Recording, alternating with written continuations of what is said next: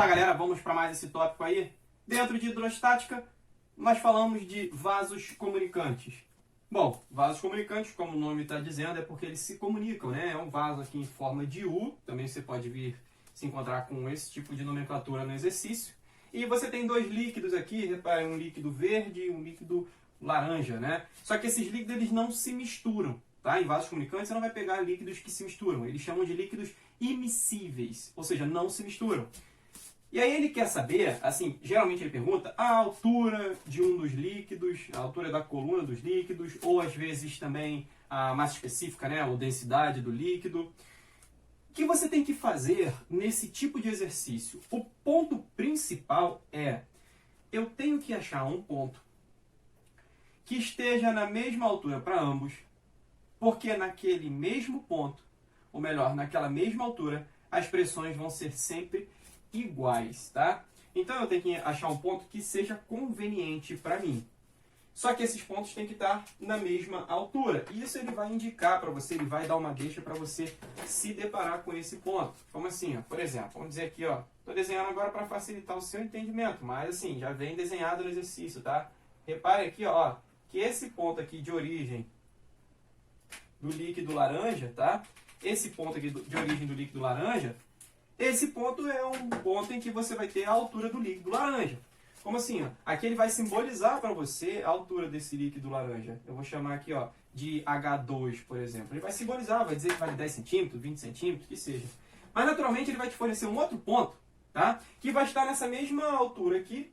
E ele vai te dar também a altura de um segundo fluido aqui. Eu vou chamar de H1, tá? H1, por exemplo. Ele vai te dar esse ponto aí também. Isso é uma coisa que naturalmente ele vai te dar. Ou ele vai te dar uma condição de encontrar um ponto em que você tenha para o mesmo ponto, ou melhor, para a mesma altura, né, em relação à base desse recipiente, para uma mesma altura, você tem as alturas que você vai precisar calcular, relacionando os fluidos que ele te deu. Por quê? Porque o que se sabe, o que se pode garantir é que para esse ponto aqui, ó, eu vou chamar até de, sei lá, ponto A. Aqui, ó, ponto A. O que se sabe é que esse ponto A, por estar à mesma altura que esse ponto aqui, ó, que eu vou chamar de ponto B, repare, esse ponto B é o ponto de encontro com o fluido 1 e o fluido 2, né, o fluido verde e o fluido laranja. Esse ponto A, por estar na mesma altura que o fluido B, eles têm a mesma pressão. Como que eu garanto isso? Simples. Na questão ele vai dizer que é um fluido estático, porque você está em hidrostática. Então, mesmo que estejam dois fluidos ali dentro, eles estão estáticos. Repare, olha para cá para baixo, daqui para baixo. Concorda que se está estático é porque a pressão que faz para cá é igual a que faz para cá? Então assim eu sei que a pressão aqui é igual à pressão aqui. Mas a pressão que é feita para baixo é feita também para cima. Pressão é feita sempre para todas as direções. Logo, se a pressão que tem para cá é igual a que tem para cá, a que tem para cá é igual a que tem para cá. Olha que simples, tá?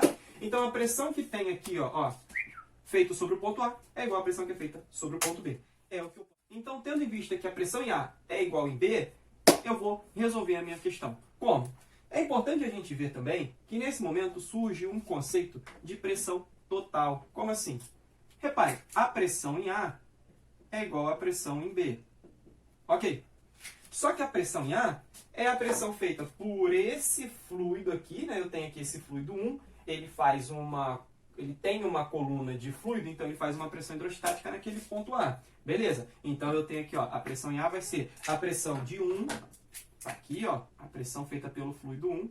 No entanto, acima do fluido 1, repare, esse recipiente está aberto, então existe aqui também uma pressão atmosférica, tá?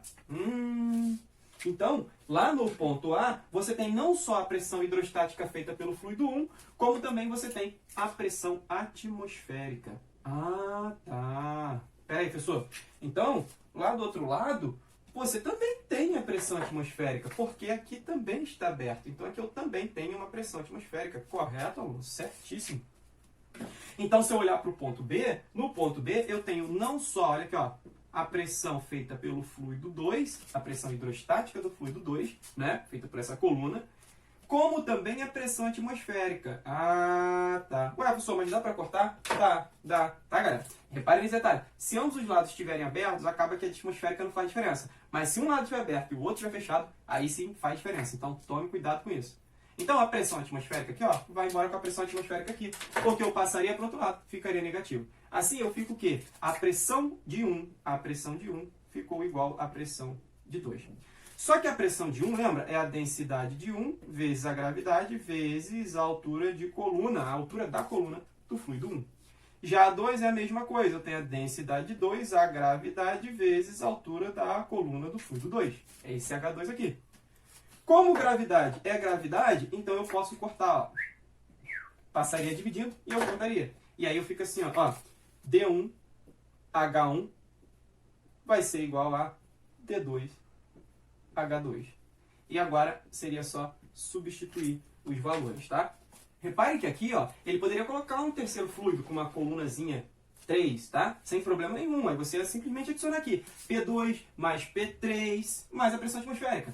Onde P3 ia entrar como a densidade 3, gravidade e altura 3. Beleza? Então, ele pode colocar quantos fluidos ele quiser. Tranquilo? O que ele precisa é me garantir que esse fluido está estático, para eu saber que se eu tiver no mesmo ponto, ou melhor, se eu tiver numa mesma altura, eu vou ter necessariamente a mesma pressão. Haja vista também que ele poderia colocar em outro ponto, tá? Para qualquer ponto aqui dos fluidos, turma, se tiver na mesma altura do lado de cá e do lado de lá, vai ter a mesma pressão.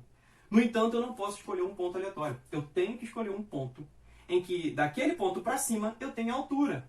Porque não adianta eu colocar num ponto aqui se eu não tiver altura para cima e eu me prejudico, percebe? Então eu tenho que pegar um ponto que seja crucial, tá? Que eu tenha altura em relação àquele ponto. Beleza, galera? Fechamos mais um ponto. Te vejo no próximo tópico.